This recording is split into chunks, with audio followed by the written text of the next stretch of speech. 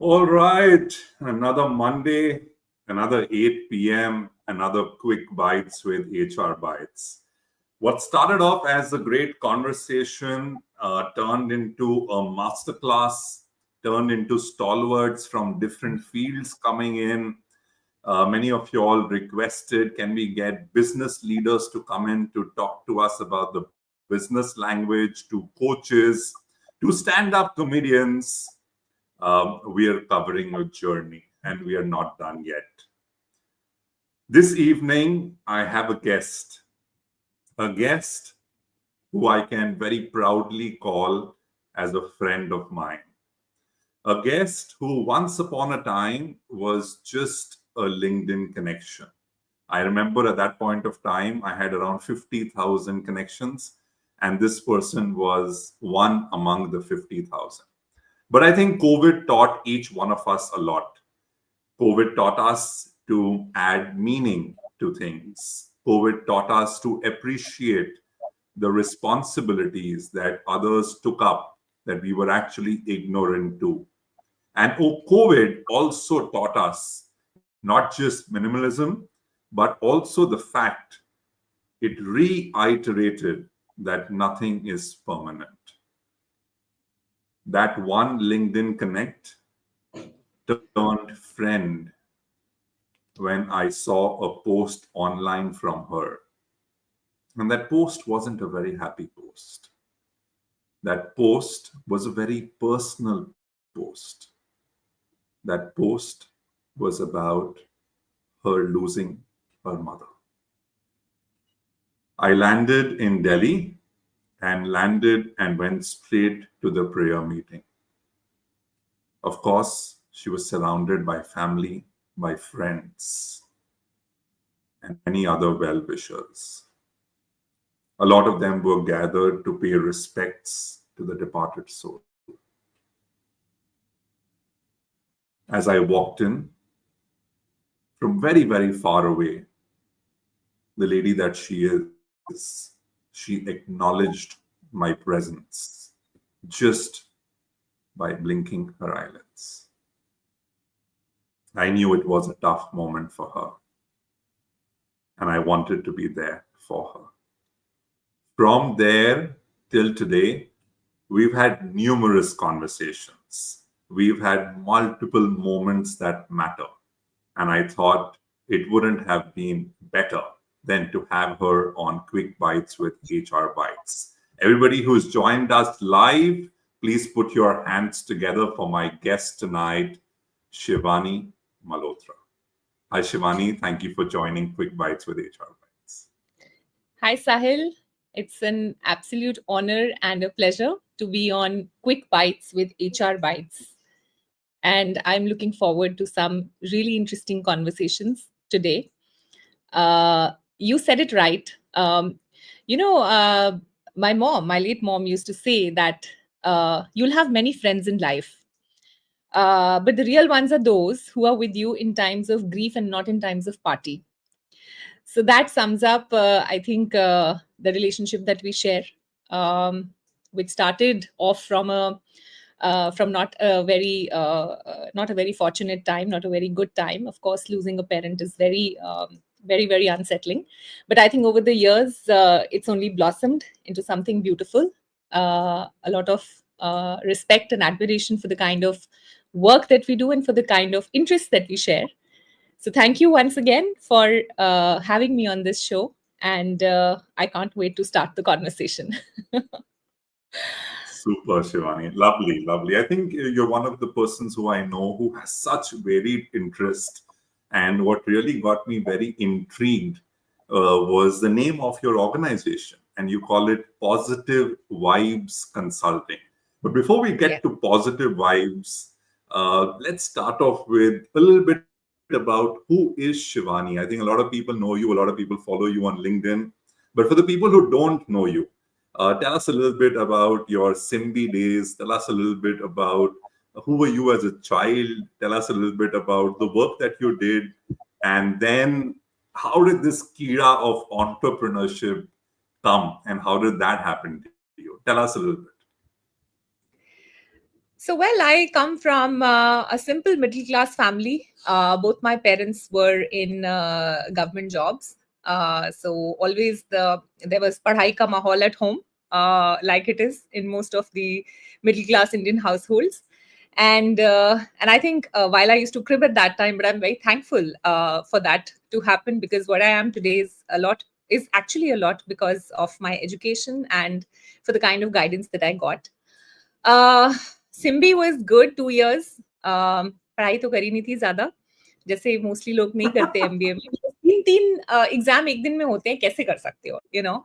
But again, I owe whatever I am today to my obviously my institute, because I got a good placement, and from there on I had the opportunity to work in good organizations.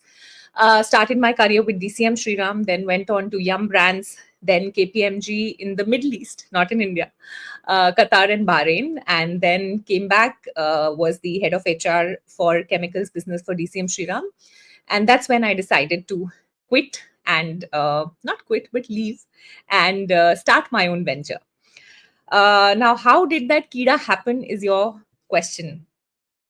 You Correct. know, I was, I always had this dilemma. Kabhi to maine socha tha that I will, try entrepreneurship. So when I was actually thinking about it seriously, and this was when I was the HR head, I was at a very senior position. I asked myself a question: कि जो month के end में salary आती है, does that motivate me? And the answer was yes, it motivates me. But it motivates me on the day that it hits the bank.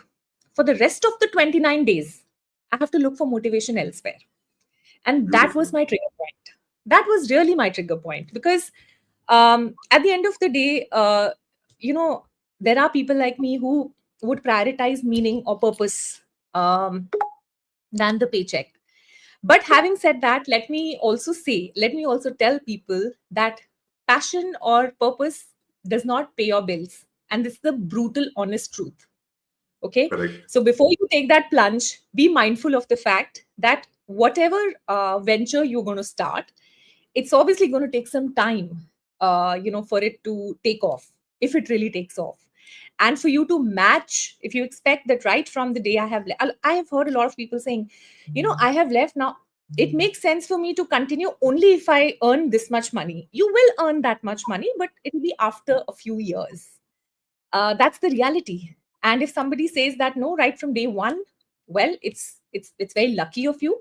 But for most of the people, there is a gestation period for every Right. business. Yeah. So my advice to people is that purpose is good, meaning is good. If you're passionate about something, it's good. But honestly, it's a calculated decision, and you must take it like that, because if you have financial obligations, if you have responsibilities, then it becomes very difficult, and then you end up regretting and not focusing, going back, and all of that. I was honestly fortunate enough because my husband was supportive, and he was very keen that I do this, and he was the one. He became the bread earner, and that's how I could. And we didn't have any sort of responsibilities, so to say. So then it was easily doable, and hence I took the plunge. So that was one reason. Um, you also know, Sahil, that I'm a biker. I have an adventurous streak in me. So I think 9 to 5 is not something that I'm meant for. I was very clear about it. The itch to build, to disrupt, and to lead something on my own terms actually became impossible to ignore.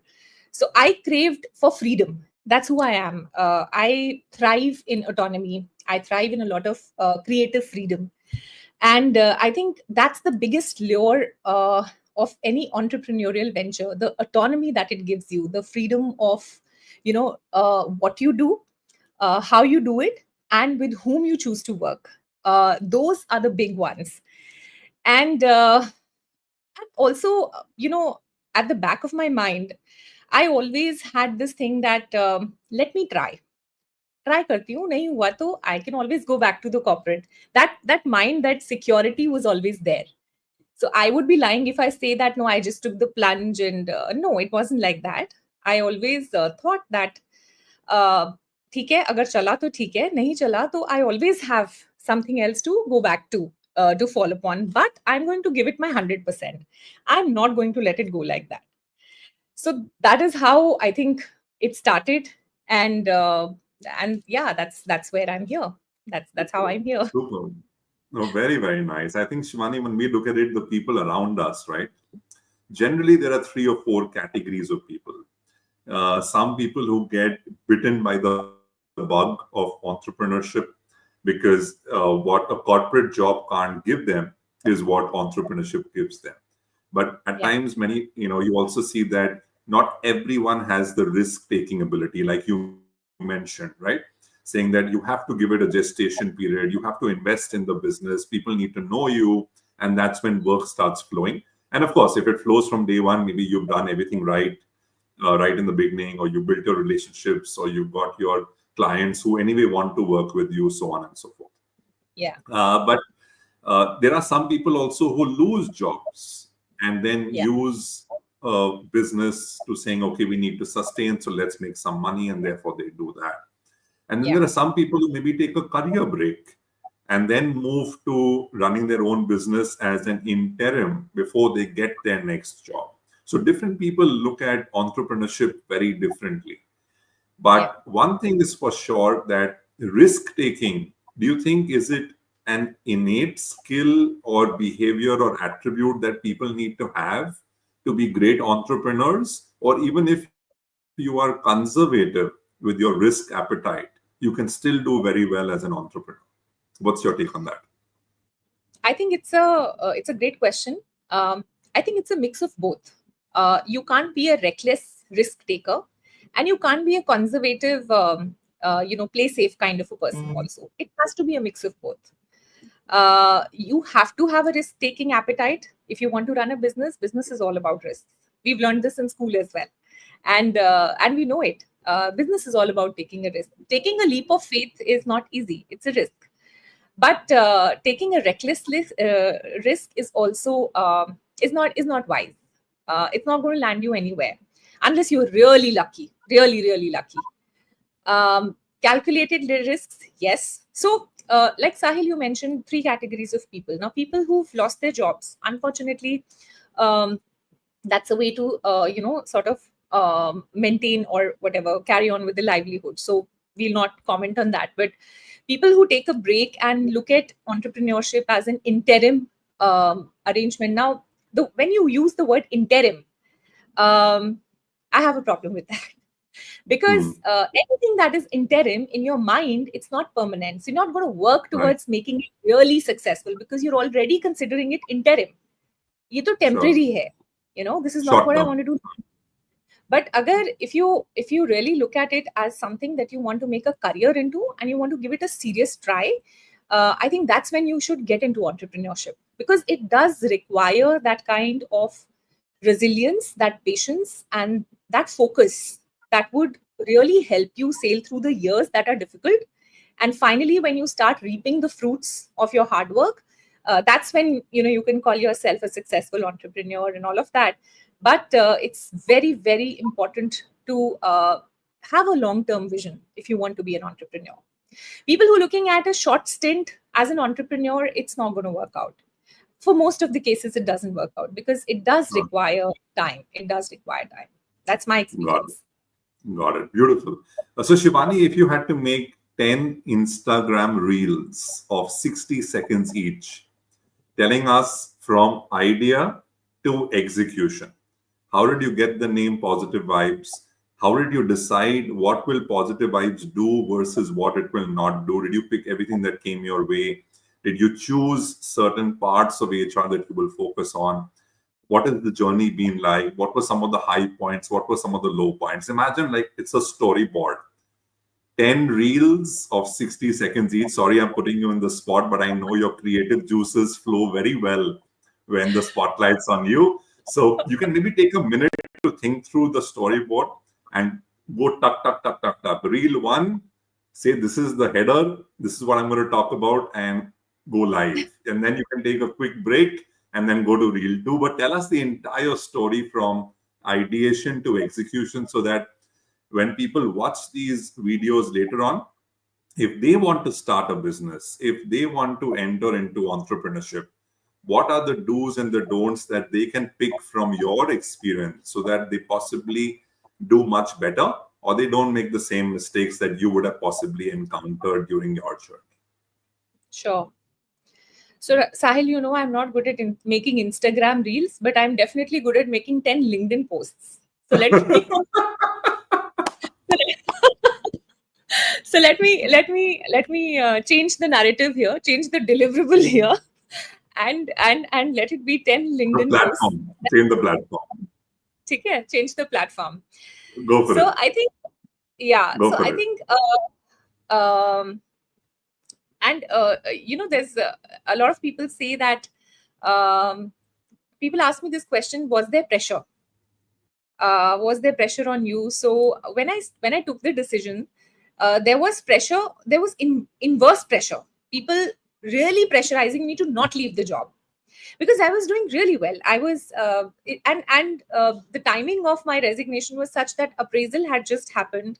I had got an outstanding rating. I got the highest percentage of increment in the company, and here I am walking with my resignation letter. Of course, not a nice thing to do, but I was very clear in my head that this is not what I'm working for. I was very grateful, for the trust that was shown in me, in my potential. But I wanted to do something on my own. I wanted to see whether I have the capability to do something. कुछ कर सकती हूँ मैं अपने बलबूते पे कि नहीं. I wanted to really try that out. And when I did that, there was pressure. People thought I'm a fool. People thought, and I'm not talking about people who are in the corporate sector and my corporate friends, even family. I think except for my husband, everybody else felt that she's lost it. इतना senior वो कौन छोड़ता है, ऐसा package कौन छोड़ता है, to start a consultancy खोलनी है, like that. So Was your daughter born then? yeah, she was born. She was about 4 years Okay, but then. she's too young. She was too You're too young. young. Yeah, she was too young. Too young to know. Okay. Yeah. So so that was the kind of pressure. And but in my mind, in fact, to be very honest with you, probably the appraisal was a trigger. Why? Because I thought that if I'm putting in so much of hard work and so much of effort to live somebody else's dream, to grow somebody else's vision, imagine what I can do if I was to grow my own business. Wonderful. that's Wonderful. the that's the and honestly, that's the thought that came to my mind कि कुछ तो मैं कर ही लूंगी. Let me try. कर देखते हैं करके, And that's when I decided that I will start Positive Vibes. Now, why the name Positive Vibes? You know me very well. You know the kind of people I hang out with. You know the kind of people I like. Vibes are an important part of my life. If I don't get the kind of vibes that I look for, or people that I can match my vibe with, I maintain a distance, and you know that.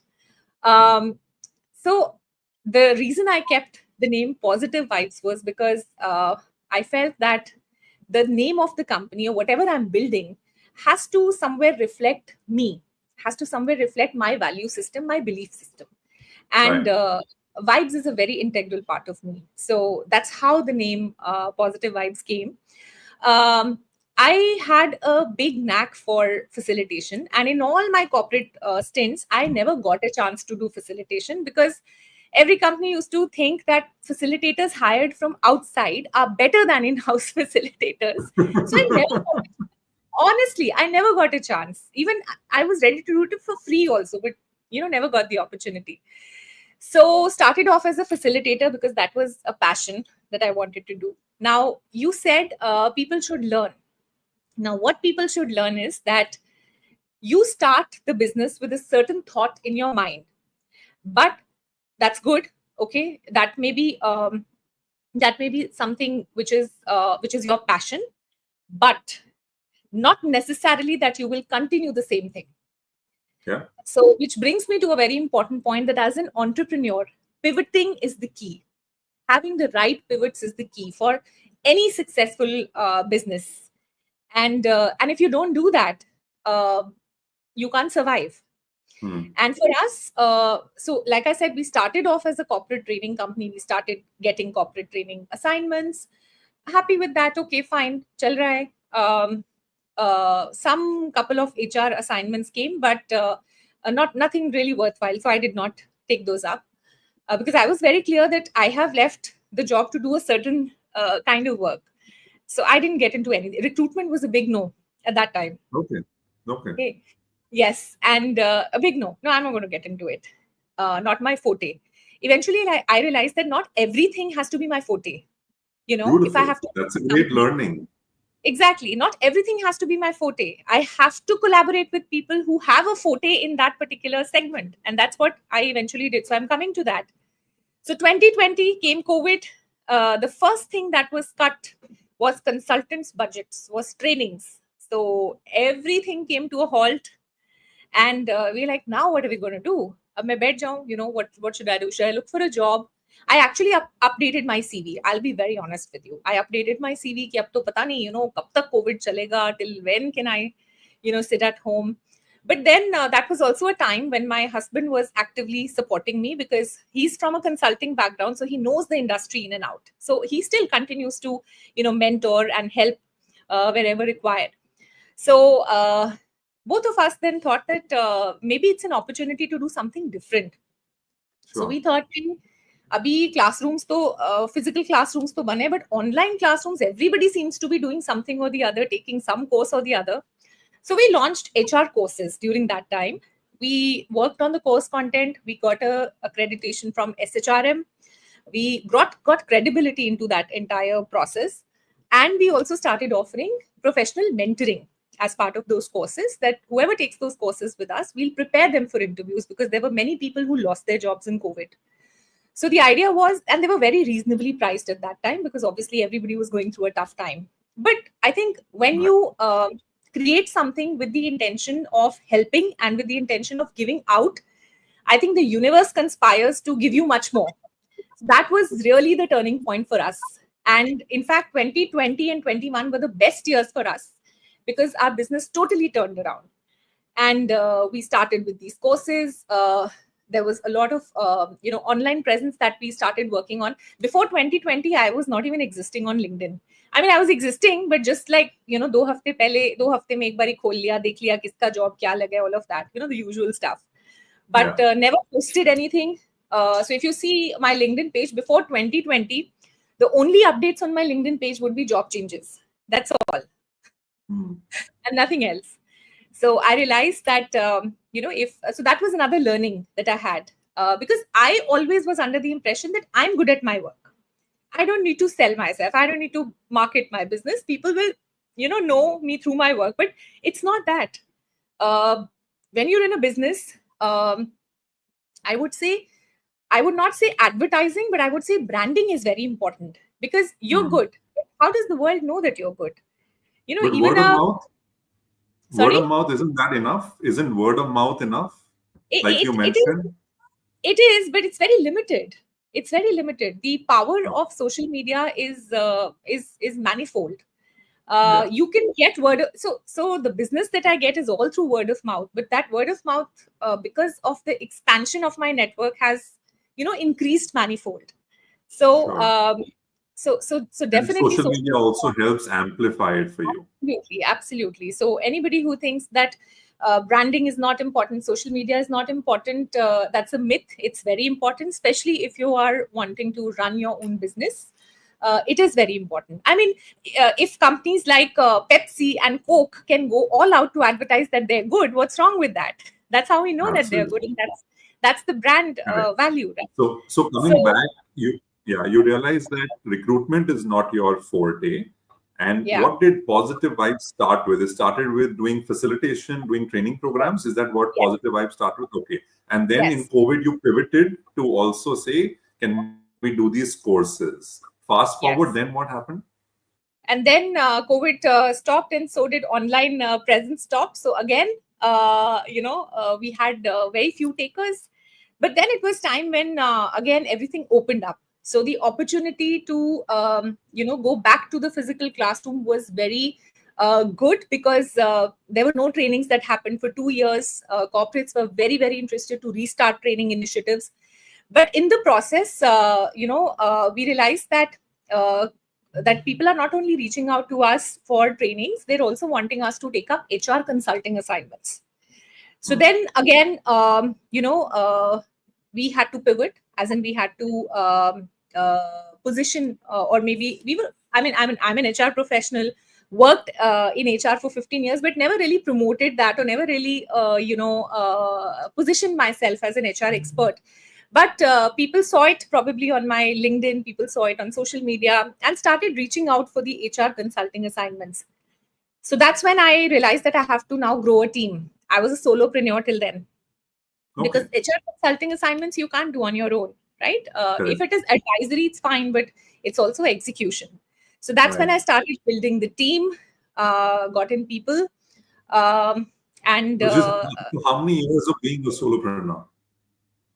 about 3 years, 3 years of being a So for solopreneur. 3 years, you And then, actually kept your cost almost zero.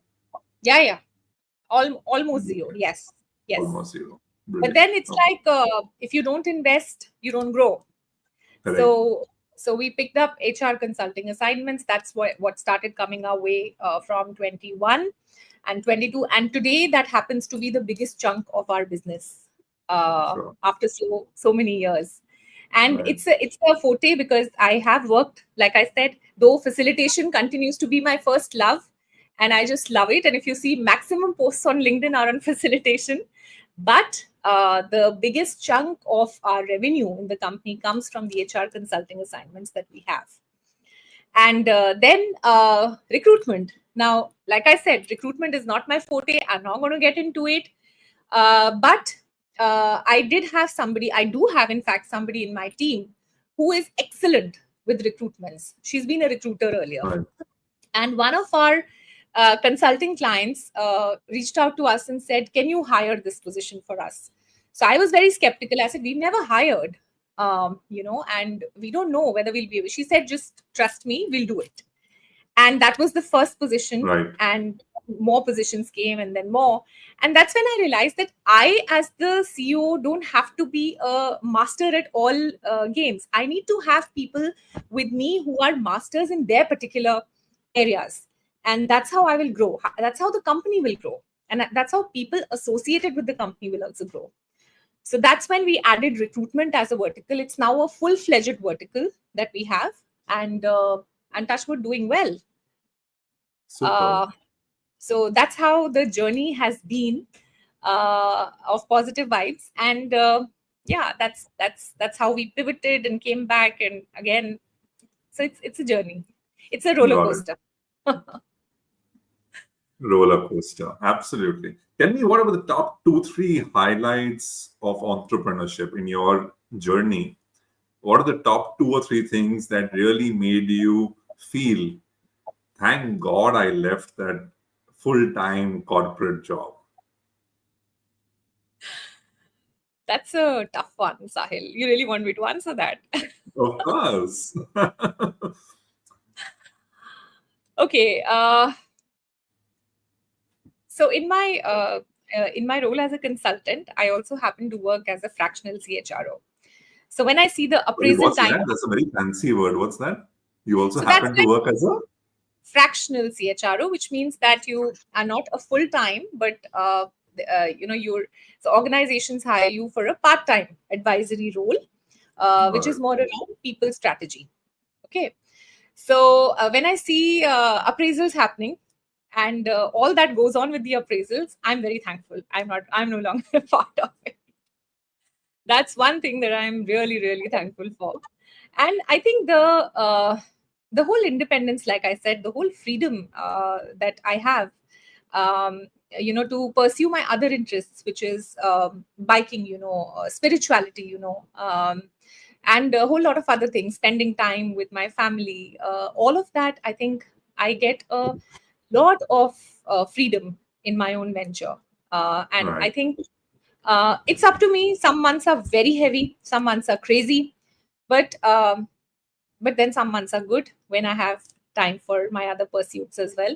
So I think that is something that I really, really value and I love about being an entrepreneur. The, like I said, what you do, with whom you work, and how you work. Brilliant. Why don't you tell us about a great opportunity that would have come your way and you decided to walk away from it? And what made you walk away from a great opportunity? I'm sure in this long journey of entrepreneurship, you would have certain clients who would have reached out to you who wanted to work with you, and you would have decided for some reason not to work with them. What would, I don't need the details of the client, but what I'm keen to know is what made you walk away and why? So it happened very recently. A client of mine wanted me to join them full time. But like I said, once, see, I'm a kind of person who will, if once I commit, then I will stick to it. I will not backtrack. And then I will, put in my 100% to whatever I do. So, so when this opportunity came, it was a very lucrative opportunity, of course. It was a very senior role. But again, the fact that I would have to spend 5 full days, 9 to whatever, 6, 7, 8, and whatever time it goes, I did not want to do that. And honestly, when I compare, what my venture is giving me in terms of um, not just in terms of the mental satisfaction that I have, but also in terms of the monetary return, I'm very happy and content. Right. So honestly, I can't go back, because committing myself for a fixed period of time to do one particular thing is not me. Got it. I wish to do a lot of things. Got it. Monotony is not for me, Sahil. So I Yeah. cannot. Not for me as well. And therefore, I resonate with that part of your personality, which is fantastic. I'm going to shoot a bullet at you, and I would love for you to bite that bullet. The bullet's not going to Okay. injure you. I Don't worry. trust, I trust you with all the bullets that you have in your arsenal today. I can see all of that. Let's go for it. So tell me, if you didn't have the safety net that your husband provided you, Yeah. do you think that the probability of you moving back to something that you didn't like as much, maybe a full-time job or a monotonous job, Yeah. would the probability have been higher had you didn't have Absolutely. that safety net that your husband provided you? Absolutely. It's a no-brainer. Yeah. See, when it comes to paying bills, when it comes to you know keeping up with responsibilities, you know that's when passion takes a backseat, and I'm talking very practically. Yeah. um, so And obviously, if that's I why did I not, asked you that question. Yeah. yeah, if I did not have that financial net, I would not have probably taken the plunge, because at the end of the day, um, it does matter. So to Yeah. answer your question, I wouldn't have taken the plunge. So then is entrepreneurship, जैसे कहते हैं ना, वो अमीरों की एक flexibility है. Is that true to a certain extent? I don't think so. I think it depends on how much appetite. I also have friends who save up. So if you've saved up, let's Hmm. say to go for a year or 2 years, you don't have to have a financial net by somebody else. But if you've saved up for, let's say, a year, 2 years, and you know that you can go on till that time without earning anything, I Hmm. think that is that's a very calculated decision again to take, and many people do that. So it's not necessarily that you have to be rich, but yes, you have to be a little smart to know that how are you going to survive in those years when you don't get that kind of revenue that pays your bill. Simple. Superb. You got me my next question. And I was thinking what to ask you, but you got me my next question. What makes Shivani smart? Smart. You I said don't you know have to be that. smart, right? To be a good entrepreneur. So what makes Shivani smart? Yeah, I just okay. I don't know whether that is smart or whatever it is, but I've learned a lot. From my grandfather, Okay. who was a first generation entrepreneur. In fact, he was someone who ran away from his house absolutely penniless and ended up building a big market with 25 shops, and the market being named after him. And the reason, and I used to ask him that question because this is way back, in the 1960s, in a small town in Punjab. And he used to tell me one thing, that you don't become a successful businessman. मतलब वो पंजाबी में बोलते थे, but I'll speak in English. That you मुझे don't Punjabi become में दस दो, then we'll transfer it. You translate it. I'm saying transfer it. What's wrong with me? Okay, let's say it in Punjabi and then we'll translate it. Come on. So he used to tell me कि to see, एक, what do I call it, successful businessman नहीं बन सकते if you keep Punjabi, you may Punjabi. have you may have नहीं, Punjabi. I'll go with English. Let me go with that. Okay, chalo. Not Hindi. So he used to tell me that, you will be a successful you can be a successful businessman or a businesswoman, not if you have very high sales coming in, but if you have a tight control over your costs. Brilliant. And that is the principle that I have lived with. He used to say that एक समुंदर में से अगर आप निकालते जाओगे तो एक ना एक दिन वो समुंदर खाली होगा. आप कितना डाल रहे हो उससे फर्क नहीं पड़ रहा, ना वो समुंदर बढ़ेगा, वो खाली होता जाएगा eventually. And this is so true. So the point is, I don't know that is being smart, but yes, definitely being wise. Any successful business that you see would really have a good control over its costs. And when I say control, I don't want to say that become a miser. I'm not saying that.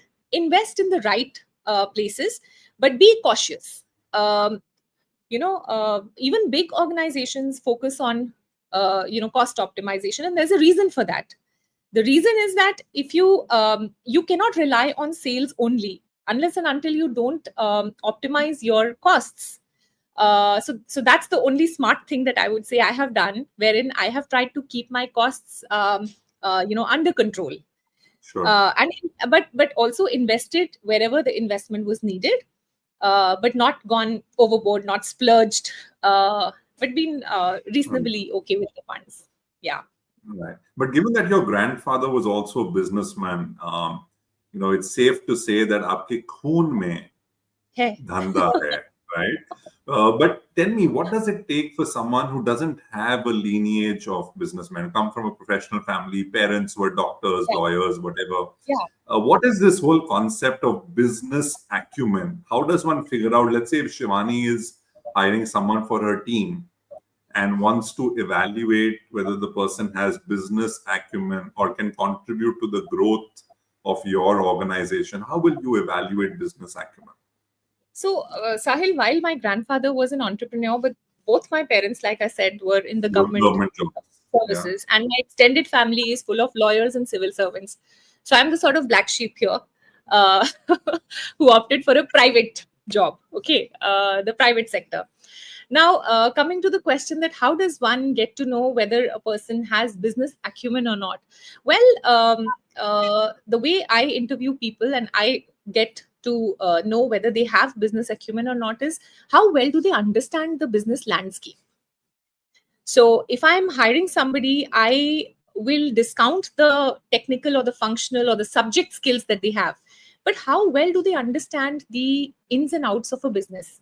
So let's say if somebody has worked in a certain industry, let's say in HR only, if they have worked in a certain industry, I would rather want to know what is their understanding of the industry that they have worked in vis-a-vis what they have done in HR. Because everybody would have done whatever they have done in HR. Maybe they would have done something different. But how well do they understand the business that they have worked in is the game changer. Because if you don't understand the business, whatever function you may be in, you'll add very limited value because you're running a separate agenda, which is not linked to the business because you don't understand business. And that is the reason why a lot of people in HR don't get the kind of respect that they should because they're totally alienated from the business. They don't understand. So I think for me, the big one is how well do you understand the business and the industry that you've come from. And if you have a good amount of understanding, I'm not saying, you need to be a wizard, but if you have a basic understanding, I think for me, that's a a good enough indicator that the person does have an appetite or does have a good acumen for business. Got it. But also help me understand, right? You spoke about cost, and that's a very important aspect where you keep cost under control. Let's talk a Yeah, little bit about pricing. Is there a yeah, science to pricing in terms of what, if you start a consultancy, how do you decide what service has to be priced at what level? yeah. Is it based on the client? Is it based on the demand supply? Is it based on the competence? Is it based on the tenure of the engagement? Give us some insight into how does pricing work. See, pricing is a factor of a lot of things. Hmm. There's no one factor or there's no one science behind it. So you don't have Uh, a rate card. no, It's it's not not like like a going to a standard. restaurant which has a menu and a menu has a dal fry 120 रुपए ऐसा नहीं है. I wish we had it was that simple, Sahil. I wish it was that simple. कि लेना है तो लो, नहीं तो जाओ types, you know. हाँ, But it's not like that. You're in consulting, you know it better than me. You're asking me a correct. question which you should be answering. I'm asking you a question that a lot of people have for solopreneurs. I'm asking you a question that a lot of people have for if they want to start out their business, saying that if I go to Shivani versus I go to someone else today, you know it better than me, that we have facilitators who facilitate an 8-hour session for 5,000 rupees. Yes. And there are Yes. people who charge 5 lakh rupees for a 1 hour talk, right? Yes. Now, when the spectrum is so huge, Yeah. my question is how does, or how did, and maybe you can talk about the evolution, Shivani, when you started off versus Yeah. so many years into this journey, how has Yeah. your approach to pricing changed? Yeah. And of course, you rightly said consulting is very different. A large organization would do it very, very different as compared to a boutique firm, as compared to a group of entrepreneurs. Yeah. So, see, when you start, obviously people don't know you. So, so that does not honestly mean that again you give your services at whatever price. Uh, I think I have always chosen to go with clients who who I would say prefer value add than just like a tick in the box kind of a facilitation or But ये training. कैसे I've had समझते हैं आप? so but ये कैसे clients who समझते हैं? are This can very sound like serious about jargon. pricing. This can sound I'll like tell you. jargon, Shivani. हाँ बताओ कैसे समझता है ये? Not to you, not to you. You're absolutely understanding what I'm trying to say, but you want to hear it from me. So listen to me.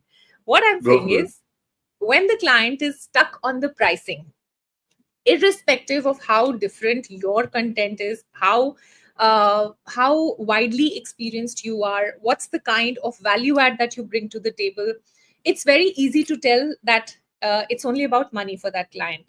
So I consciously have walked away from such clients because, like you said, there's a huge spectrum.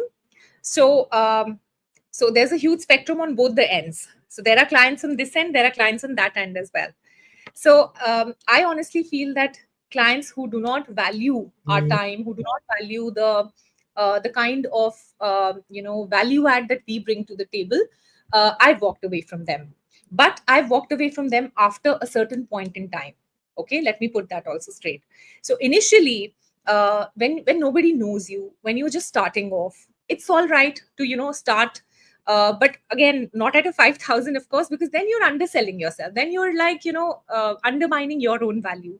But yes, yes, Sorry to yes, interrupt you, but I have a question. How does yeah. one know whether they are undervaluing themselves? Because many Well, a times you may not even know. So, is there a particular approach to it, a science? See, it is very radical, right? Sahil may think that 1 lakh may be undervaluing himself for 30 minutes of a conversation. But Shivani may think that, hey, you know what?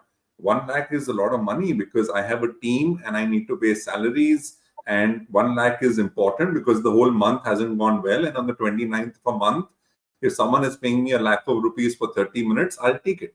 So, how does one know whether one is undervaluing themselves or not? Share a little bit there before you continue. yeah. See, the thing is, Sahil, when you're in the industry, you need to know what's happening around. You need to, and that's where networks and forums help you, where you get to know people. And then when you know that people are offering services at whatever rate they're offering, you have two options, whether to to compete with them, or you have a market which is a niche market. And it's a conscious call that you have to take, that whether you want to go to the niche market or you want to go to the masses market and then compete in that. So it's a and there's nothing wrong with either of the approaches. It is totally up to the person who is at the other end to do it. I have seen facilitators and very accomplished HR professionals with 35 plus years of experience, well known, doing full day workshops for 10,000, 15,000. Now there's nothing wrong with that, because we don't know where they are coming from. We don't know what is there, at which stage of the journey they are on. So I cannot honestly judge people, and I'm no one to give advice on what the pricing should be. I think it's a very personal call that every entrepreneur or every solopreneur or anybody who's running a boutique firm takes, depending on which segment of the market they want to target, and where they are in terms of their journey of growth, and honestly what do they want to walk away from. So it's there's no one answer to that. It's a very personal choice that a lot of people have. Sure. And you were continuing. I digressed a bit on undervaluing, but you were. I forgot what I was continuing.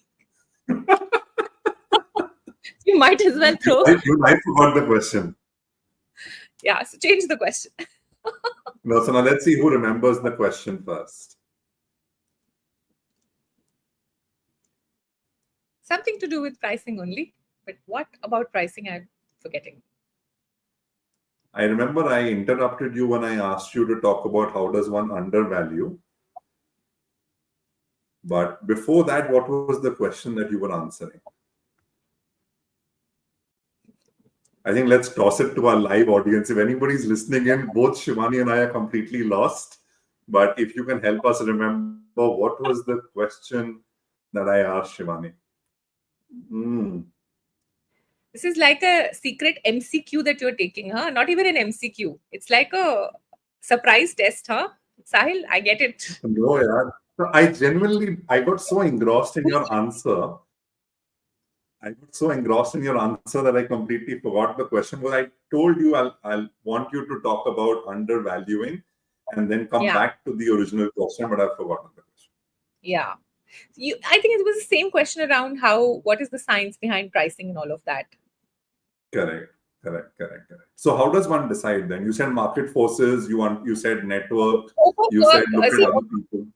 See, also depends on the scope of work, depending on what skill you bring to the table. So for example, if you're facilitating or if you're running an HR assignment, which is complex in nature, behavioral, complex behavioral transformation, which is something that requires a deep dive, which requires some time to show impact. Those are, of course, services that command a premium vis-a-vis a simple skill-based training. So scope of work. How do you decide the price? Shabbir is on bullseye. How do you decide the price? That was the question. That's exactly why I highlighted the comment to say, Shabbir, thank you so much. While you're listening on YouTube, nice to see you remind us what we were talking about. Yes. Yeah. So it's a combination, Sahil. It's a combination of the skills that you have, how deeply or how good are you in that subject. That also depends. If you're really good at what you do, you command a premium price. Also depends on the on what's the kind of appetite the client has, in terms of whether they may want to get something really fancy done, but they don't have the budget. So again, it's a decision that you have to take, whether you want to do it or you don't want to do it. So there is no science to pricing. It's a whole lot of factors that you need to take into consideration. When you and there comes a point where you can actually command your price, and that's when you know that uh, it's going well. That's when you know it. Yeah. Shivani, also, is it because in the space of HR and the services of HR, there is very limited standardization, and therefore there is fluctuation in price? Is that a safe assumption to make? Uh, yeah, there's very limited published data around this, I would say. So there is actually, what you know is from forums, what you know is from word of mouth, what you know is from maybe clients on what they've been paying. But honestly, there's not much of really substantiated data over this that you can refer to, like a salary survey. You can see, if you're doing a compensation survey for an organization, you can see what's the benchmark, what's the percentile, all of that you can see. Here it's tough. Yeah. Yeah, got it. Okay, so tell us a little bit more about how do you look at EBITDA? Does Shivani at the end of every month say, "Itna paisa aaya, itna salary pay hua, itna paisa bacha"? How do you really run the business? So Give us the secret. I wish I could be that focused on the EBITDA, but I do have a CA who does that for me, and he reminds me after the end of every month कि इस महीने ऐसा हुआ, इस महीने वैसा हुआ. What I like to do is, more than reviewing, of course, as a founder and somebody who's running a registered company, I have to look at the financials. Yes. But what I like brainstorming more is that what can we do differently next month, so that there is a jump. That's what I like to brainstorm with my team. So every month we have one brainstorming session like that, which is not necessarily linked to what we've done in the past month, as far as the revenue is concerned, but what more can we do, what new can we do, and how we can do it. So that's what every month happens at Positive Vibes, the brainstorming. Got it. I think Parul has a very good question, which I'm going to give you some time to read as I ask you my question, and then I will bring up Parul's question. But um, I think, Shivani, tell us a little bit about a difficult client. Tell us a little bit about times when you didn't experience positive vibes around you. But since, like you said, you had committed to the work, you delivered it, or your team delivered it. Tell us a little bit about that. How did you manage it? So I think that's also related to what Parul is asking Yes. us. She's also I'm going to asking bring the it up same. on the screen. Yes. Yeah. Yes. Any moments where you failed during your journey, or has your client being unhappy with you? Of course, goes without saying. Every entrepreneur would have had clients in their entrepreneurial journey with whom it wouldn't always have been hunky dory. And the same happened with us as well. We've had clients with whom, our value system did not match. We took up the assignment. Of course, you don't know how the client is before you start working with them. We took up the assignment, but over the months, we realized that our value system absolutely does not resonate with them. And so they also sense that, because you start refusing to do things, you start not delivering what they want. So it's like a mutual parting ways that happens at the end of it. So of course there have been cases where we've also said, we've given up projects because it did not resonate with what we wanted to do or what we stand for. uh, so yeah, there have been moments where clients, we've had all sorts of clients. I mean, if I was to talk about clients, we would have another episode maybe, Sahil, on that, uh, because there are all kinds of clients existing. So you have to know what kind of clients you want to work with. Hmm. Absolutely. No, that makes sense because there are all kinds of people in the world. And as you start Yeah. working with them, it plays out differently. Yes. Shivani, the title of this episode was from pay slips or paychecks all the way to passion, right? One thing that really gets me riled up is to say employees in most organizations get their salary on time, on the last Yeah. day of every month or whatever may be the case, right? Or you would pay your employees on the 7th of the next month or whatever may be the case. Why is it Last that consultants who work so hard, put in so many hours, actually treat the client like their own, burn the midnight oil for their clients, and then they have to chase for their bills to be paid. They have to follow up, they have to write reminders. There is a credit period of 45, 60 days agreed with the client, and yet many a times they don't get paid in full. What do you attribute? And again, this is not to positive vibes, this is just to the fraternity at large. Reality. Why do you believe? This is a reality, and this has happened with us also, wherein one of our clients has not paid only. So, But why? so it's a, Why? so Sahil, you have to understand that one, there may be clients who who may genuinely have kind of a a crunch, okay, who are genuinely sort of running short on the cash part. But I have seen that it is more of a mindset issue. Okay, it's a mindset issue. It's got nothing to do with or it is okay. Another third thing is faulty processes. Like we work with a client, it's a big corporate, but the payment terms are 45 days, and they say that right in the beginning it is 45 days. Now if as a consultant I have agreed to it, then I can't go back and say no, but your period is very long. Then I've accepted it, right? And that's because of whatever their internal processes, internal whatever is the thing. But so if you're making clients chase, if clients are making you chase them for money, have they clarified to you in the beginning what is the payment cycle? If yes, and you've accepted it, then you cannot blame the client. Problem comes when the client promises you that your invoices will be paid within 7 days, or before the end of the month, or before whatever 15 days, and they backtrack on that. That's when the problem comes.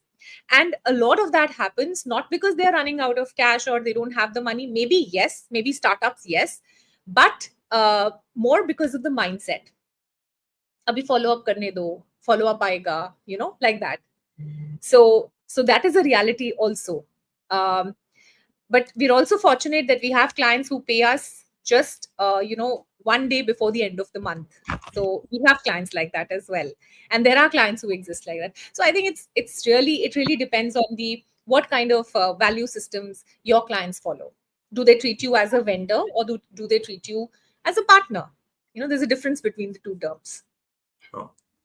Beautiful. Before I come to my last segment of this conversation, which everybody looks forward to, which is the rapid fire, where we need you to be rapid, we need you to be fiery in your answers. I want to ask you, like a typical consultant, is there any question you wished I had asked you that I still haven't asked? You didn't ask me that what I thought entrepreneurship would be and what it wasn't. Oh, lovely. So why don't you answer it then?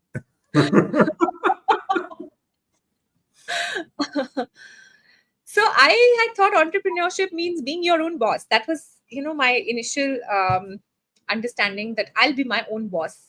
But what I didn't realize is that I'll be my own boss. I'll be my own HR wala. I'll be my own marketing wala. I'll be my own social media manager. I will be my own photocopy wala. I will be everything in one, especially till the time I was a solopreneur. So that's one thing that people don't realize, that to become the boss, it takes some time, where you have people doing stuff for you. So that's something that I did not, and I think a lot of people don't think of that. They think, abhi main apna, main malik hu. आप मालिक हो, लेकिन आप बहुत सारी चीजों के मालिक हो. Brilliant. That was a very nice one. I think that I'm happy that I asked you this question so you could give us this lovely answer. Okay. Shivani, do you want to take a deep breath, go back into your meditative state? No, Sahil, I think you can bring it on.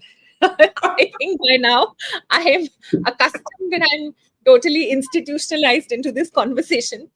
And whatever, rapid fire round bullets, whatever you want to throw, bring it on. Okay. So what hurts more, Shivani? A client saying no to your proposal, or you logging in for a 9 a.m. Monday morning call with a client, waiting for 15 minutes and the client has not yet logged in? What hurts more? 15 minutes is not a very long time. Being an entrepreneur, you can't be so choosy कि 15 minutes late हुए.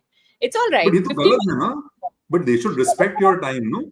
Yeah, of course they should. So that's for you to tell them later on when you sign the contract with them. That's for you to tell them later on.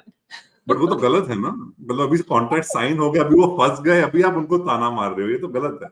So that's like giving feedback. That's what they hire us for. Transformation, changes in the culture. Let's begin with that. Brilliant. Okay. Did passion choose you or did you ghost your paycheck? Repeat the question again. Did passion choose you, which is, did entrepreneurship choose you or did you end up ghosting your paycheck?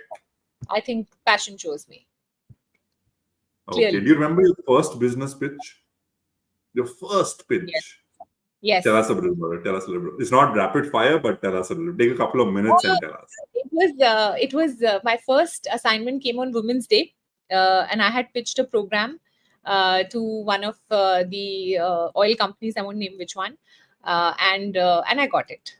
So it was a good motivation for me. They had some 3 other vendors, and but they chose to go with my content. And that was, of course, a happy moment for somebody who's just starting out. Yeah. Super. Have any of your ex-bosses ever given you business? Absolutely. All the time. Yes. Lovely. Lovely. Yes, Describe they your also funniest... not only given business, they've also referred clients. क्या बात है, क्या बात है, क्या बात है. Describe any of your clients. You can pick up any client or your most funny client or your most difficult client in 3 words. 3 words, couple of words, whatever you like.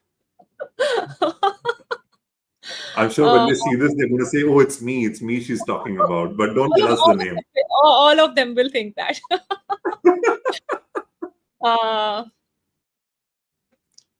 Eccentric. Okay. The client is eccentric. You want the good ones? You want the good ones, or you want the funny ones, or you want the what funny do you want? ones. Funny ones. So eccentric, of course. The client demanding. is eccentric, or you're eccentric in their mind? No, the client is eccentric, and Okay. there are enough clients like that who are eccentric. And they accept it as well, or they don't No. accept it. They don't. Of course accept it. So that's the transformation, no? When you have to make them accept that. Got it. So eccentric, second word? Eccentric, demanding, and confused. And? Confused. Confused, of course. Yeah, yeah. That's very true. That's Keep very true. changing Many people people. are confused. Yeah. Got it. One mistake that most entrepreneurs make. You interact with a lot of entrepreneurs. One mistake that most entrepreneurs make. I think lack of patience. In fact, I would take that back and say overconfidence. Interesting. Okay. What do people romanticize about entrepreneurship that you violently disagree with? What I just said. You'll be your own boss. I totally disagree with it. I mean, you do become your own boss of your time, but you're not really a boss, especially when you start. Of course, when you build an ecosystem, you build a team, then, of course, you get to be the boss, but not at the beginning, for sure. Got it. You and I have had long discussions about this on various times in the time that we've been connected with each other. But tell me, what is the first thing you bought from your business income? I bought a MacBook Air.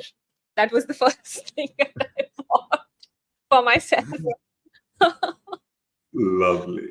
What's more harder, asking some team member to go or asking your husband to put more money in your business because it's only a short-term support that you need from him? So I haven't, touch wood, till now had the opportunity, the good fortune of experiencing the latter, because the venture has been pretty good since the beginning. But yes, definitely difficult to let a team member go for whatever reasons. That's the tougher one. Got it. When you go to family gatherings, and I know you attend a lot of weddings and, you're very close to different parts of your family. When they ask you, Shivani, tum karti kya ho? how do you give them an elevator pitch in 30 seconds? Beginning में, अभी नहीं, beginning में, शुरू में. So I tell them that मैं trainer हूँ. अच्छा, So it's trainer हूँ, typical ट्रेनर for them. समझते हैं. हाँ, ट्रेनर समझ जाते हैं. तो हाँ. मैं ट्रेनर हूँ, कंपनीज में जाके मैं ट्रेनिंग करती हूँ. That is how I explain to all the civil servants and the bureaucrats there what I do. मैं कंपनीज में जाके ट्रेनिंग करती, ट्रेनिंग सर्विसेज प्रोवाइड करते हैं हम. Beautiful. A lot of founders today have many apps that corporates are not aware of because we don't end up using them. Within the founders community, there are a lot of apps to network, to connect. What's your favorite go-to app? Do you have an app that gets you connected or network So I or run your no, business well? so I don't have an app per se, Sahil, but I'm a part of a lot of WhatsApp HR networking groups. I think close to 50 probably, and that's how I network. But honestly, using an app, my take on this is using an app or using a WhatsApp group or being a part of a WhatsApp group is of no value or no use unless you really foster meaningful connections with people. Absolutely. And I'll give you an example. I had written a post on LinkedIn which went viral. It gave me 5,000 plus likes and some 250 people reposted it, and I got zero leads out of that. Okay, zero leads, and that's the reality. I mean, you may network, you may be out there posting content, you may be on thousands of WhatsApp groups, but if you're not really connecting with people, if you're not fostering meaningful connections wherein you invest time in relationships, I think it doesn't serve any purpose. Whatever networking you're a part of, whatever fancy app you may have, it doesn't serve any purpose. Absolutely. And given that you've been so spotty and so amazing with the rapid fire, what's your one last advice you would like to give someone who's trying to jump from a paycheck to fulfilling their passion? So I always say that, and this was my LinkedIn punchline for a long time before I started my own podcast. And it says that if the roller coaster excites you more than a merry-go-round, then do go for entrepreneurship at least once in your lifetime. I would say that. Beautiful. Beautiful. Let's become children again and let's do the merry-go-round. Let's do the roller coaster. Do whatever you like, but do something. And Shivani, thank you for doing something, for taking the 1 hour out on a Monday morning, Monday afternoon, Monday evening, whichever part of the world people are watching in from. India, 8 p.m. to 9 p.m. Thank you so much. Thank you for being on Quick Bites with HR Bites. Thank you so much, Sahil. I've really enjoyed this conversation. This didn't seem like a podcast kind of a thing. It seemed very, very free flowing conversation. Thank you for having me over. It was a real pleasure, and thanks to the audience also. Some great questions, some great participation. Thank you, everyone. Super. Thank you, everybody. And I'm going to see you right back next Monday, 8 p.m. Indian Standard Time on Quick Bites with HR Bites. Have a lovely evening, everybody. Thank you for joining in live. And those who are going to watch the video, enjoy the video as well. Bye-bye.